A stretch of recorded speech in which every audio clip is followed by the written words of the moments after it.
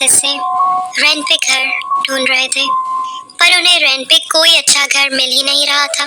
फिर आखिरकार बहुत ढूंढने के बाद अब्बू को एक घर मिला जो मेरे स्कूल से काफी करीब था। वो घर तो बहुत अच्छा था, पर बस उसके बारे में एक चीज मुझे अच्छी नहीं लगी। वो ये कि उस घर के बिल्कुल पीछे एक अबैंडन्ड हाउस था। वैसे तो मैं बहुत नडर हूँ। मैं और बच्चों की तरह ऐसी चीजों से घबराती नहीं, पर मुझे वो अबैंडन घर कुछ अजीब मिस्टीरियस सा लगा। और चूंकि मेरा कमरा घर के पिछले हिस्से में था, तो मेरे कमरे की खिड़की से उसी मनहूस अबैंडन घर का व्यू नजर आ रहा था।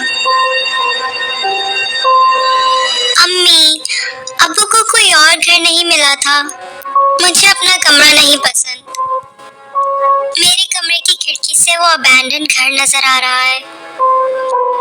एनी, तुम्हें पता है ना कितनी मुश्किल से इतना ढूंढने के बाद ये घर मिला है। फिर आप मुझसे कमरा एक्सचेंज करें। मुझे नहीं उस कमरे में रहना।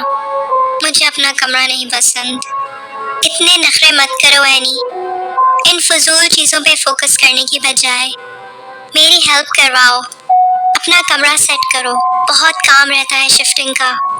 चलो शाबाश। हाँ, चाहे मैं कुछ भी कर लेती, मास्टर बेडरूम तो मुझे नहीं मिलने वाला था। खैर, थोड़े दिनों बाद मुझे उस कमरे की आदत हो गई और आहिस्ता आहिस्ता मेरा डर भी निकल गया। मगर एक रात मेरे साथ अजीब वाकया हुआ। 9 बजे जब रोज की तरह मैं सोने की तैयारी कर रही थी, मेरी नजर अपने कमरे की खिड़की पे पड़ी और मुझे ऐसे लगा जैसे उस अबैंडन हाउस के ऊपर वाले रूम की खिड़की में कोई खड़ा है।